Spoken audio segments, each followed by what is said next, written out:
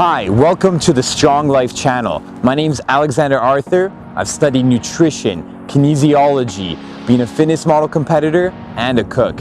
And it's my life mission to help everyone achieve their greatest body and greatest health and energy potential.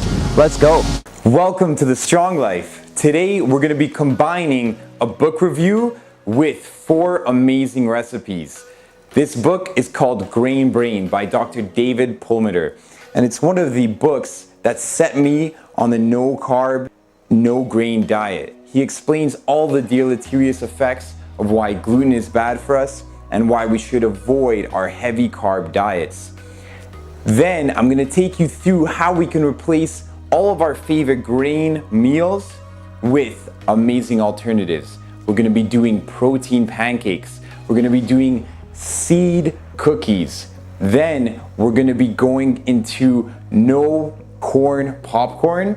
And then we're gonna finish off with a beautiful meal with coconut flour tortillas in a fajita Mexican fiesta.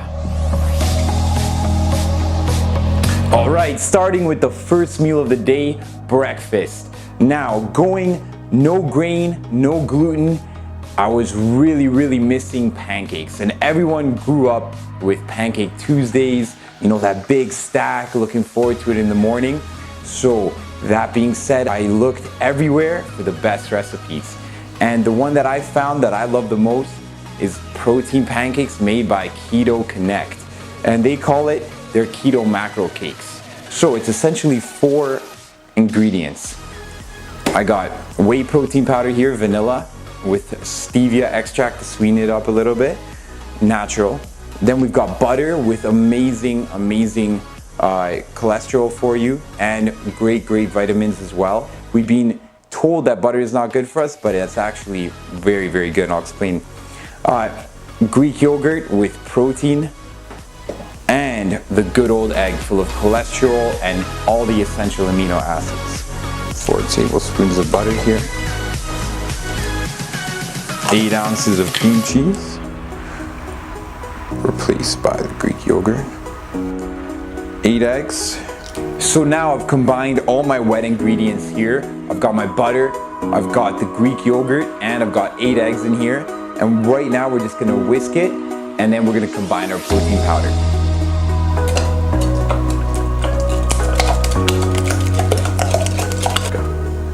All right, so now I've got my mixture, my wet mixture nicely mixed. And now I'm just adding the protein powder, which is kind of acting as the flour for the pancake mixture here. So you wanna make sure that it's nicely mixed in. You really wanna make sure that butter is nicely melted. And with eggs, whenever you're baking, you wanna make sure that everything's at room temperature. If anything gets too hot, the eggs are gonna start to cook, and then that is just disastrous for the rest of the recipe.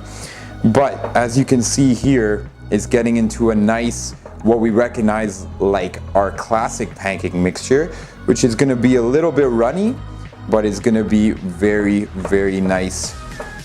And what we're gonna do, we're gonna put coconut oil and we're gonna pour the mixture on it and make some beautiful pancakes. So now that we've got our mixture, and I've got 2 pans nicely heated up with some coconut oil for some extra nice coconut flavor, we are now gonna put 1 ladle in each. We're gonna make some nice pancakes, nice and thin. We're gonna keep it on medium heat so it doesn't overdo. And then as the pan gets hotter, we are really going to get some really nice crisp on that pancake, and you want it to be nicely golden brown, just like anybody's classic favorite pancakes.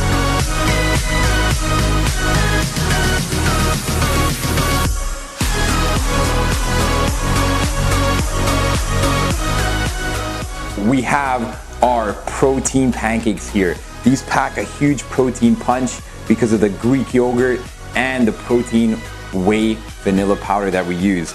Now you can see the butter is melting over top. It's ready to be eaten. As all the taste testers have already confirmed, it tastes exactly like a beautiful vanilla pancake. All right, now we're gonna head into revolutionizing baking by removing sugar and removing that flour, which has no nutrients for you, and they're just both absolute atomic bombs for your body. And what we've replaced it with, we've kept the eggs and the butter as traditional baking. We've replaced it with some coconut flour. We got 2 teaspoons here. We got flaxseed sort of flour because it's all combined. And flaxseed is a wonderful, wonderful natural source of omega-3 essential fatty acids, which is anti-inflammatory, really great for the brain. And then we have some pumpkin seeds and some sesame seeds in here too. And we've got our little bit of cinnamon. We're gonna combine these into a mix. Then we're gonna add our butter and our eggs. And then we're gonna combine it into that cookie. We're gonna cook it up, and then you got gluten-free, sugar-free cookies.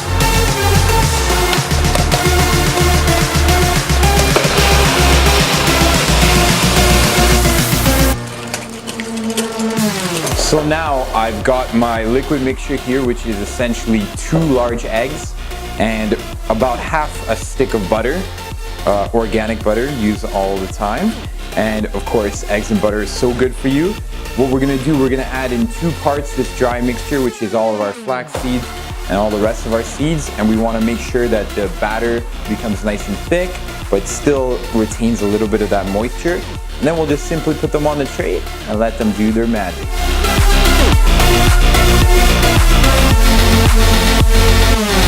And as you can see, that mixture is really nice. Got still a little bit of moisture in it, but it's really forming into that nice dough. We're really mixing it around. Want to make sure it gets that nice salt in it. I'm actually gonna add a little bit more cinnamon too because I didn't get enough of that cinnamon flavor. And that's how you really should be doing your cooking and baking, because this is gonna be the end product. This is what it's gonna taste like. So if you taste a little bit of the dough, you say, it could use a little bit more salt, or it could use a little bit more cinnamon. Don't be afraid, just add it right in. Now, this recipe from Ketoconnect calls for liquid stevia. I didn't have any liquid stevia, but I still want that dessert flavor. So right now, it's got a kind of really nutty flavor. I'm gonna add a little bit of that pure vanilla extract to get a non-sugar, a little bit of sweetness to it. And you can add some dark chocolate as well in other recipes. Now, you could get yourself into a little bit of a sticky situation with this dough. The way I'm gonna make sure I get the same batter so that I have even cookies, and I'm gonna use a little ice cream scoop here.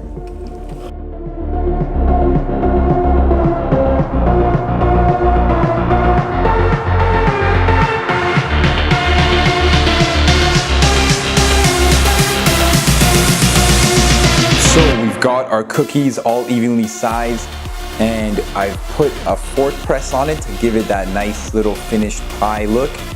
And we've added some walnuts, which are really gonna roast in the oven. We're gonna have them on for 25 minutes at 350 degrees Fahrenheit. And that roasted walnut flavor is just gonna come right on top of these delicious cookies. Let's go.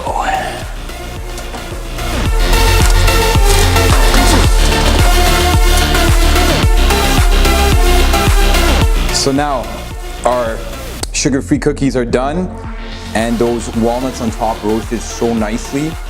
It smells so buttery and so nutty.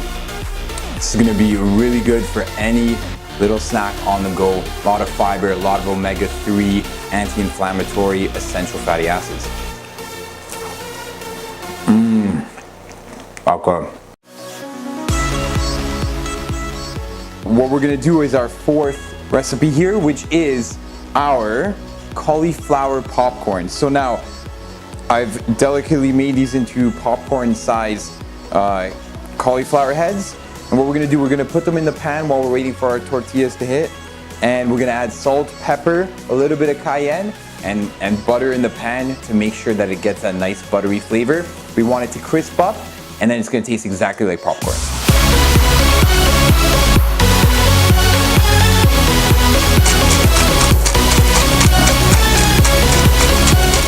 So with this buttered popcorn, you really want to make sure that you get that nice buttery flavor, but you don't let it burn.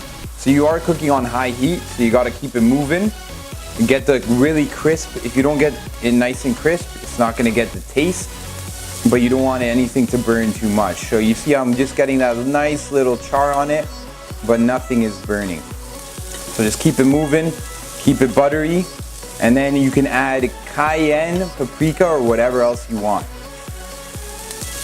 So my cauliflower popcorn is done, and it's perfect for a movie night, perfect for a snack when you're just feeling like you need something crunchy, need something salty and buttery. And then you can add cayenne, paprika, whatever you want to get a nice different flavor to it.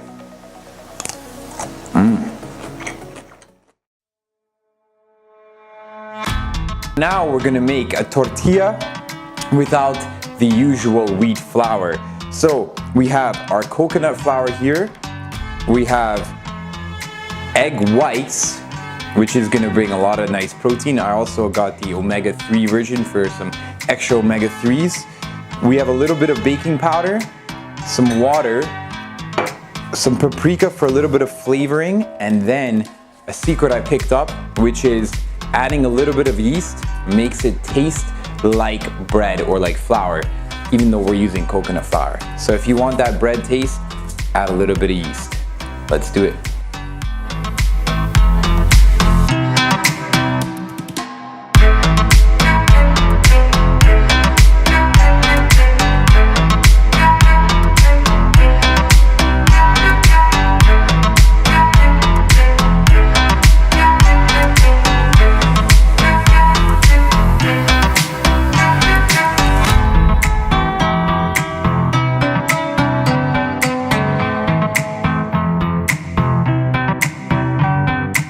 Now we've got our mixture here. It should be a watery mixture. Again, it's just mainly the baking powder, the coconut flour, and the egg whites. Added a little bit more coconut flour because it seemed a little bit too runny. It called for a 1/3 cup of coconut flour, which seems very little given that it is gonna be a tortilla. I've got my pan here. I've got oil on my pan to make sure it doesn't stick. Then I'm gonna add just enough so that it's gonna be a nice thin tortilla. We want it really thin. We don't want pancakes. We want very thin tortilla. And I've added a little bit of chili flour as well.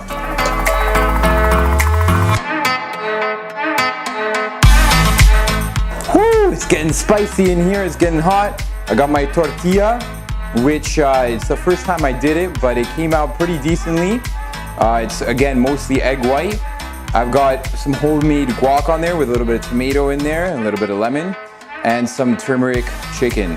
So let's see how our first little homemade tortilla is gonna taste.